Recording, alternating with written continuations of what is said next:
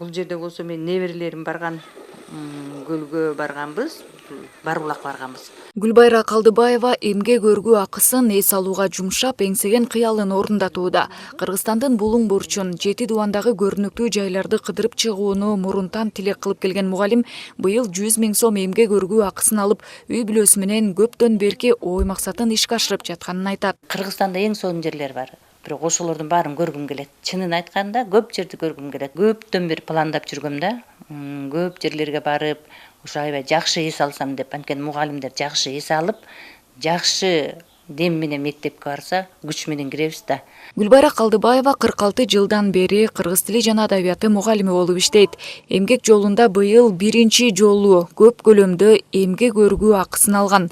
Анын эсебинен эс алуудан сырткары үйдө жүрүп жаткан курулушка да жардам кылып, кем каржысын алып бердим дейт. Шыйпырын быйыл жаптык. Быйыл ошо мен эми бир өргөмдү алганда балама жардам берем деп, ошо жардам берип, ошо анча мынчасын балама бердим. Мен эң биринчи айлык алгандачы 12 сом алгам. 12 сомдон кошулуп отуруп 60 сомго жеткем. Анан Кудайыма шүгүр.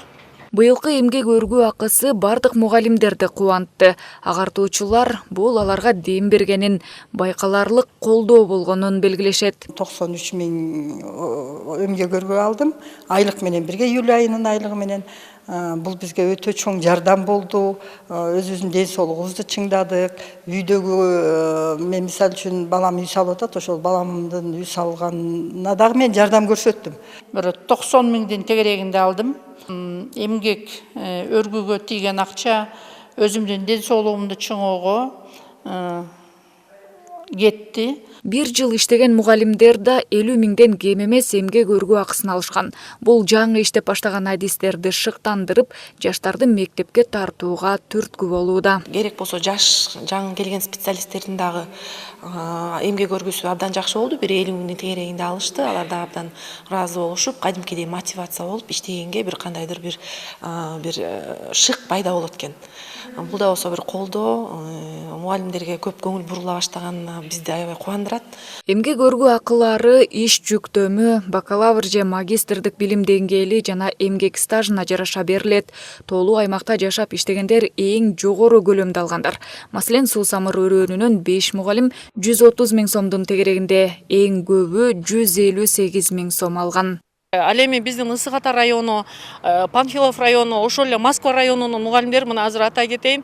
Москва районунда 25 мугалим бүгүнкү күндө июль айынын жарым айлык акысы менен жана эмгек өргүүнүн акысы менен эсептегенде 100 000ден өйдө алган 25 мугалим эсептелинди бүгүн. Андан сырткары Ысык Ата районунда бар ошондой эле мугалимдер 90 000ге чейин, 95 000ге чейин алган мынакей биздин Чүй Токмок райондорунда бар.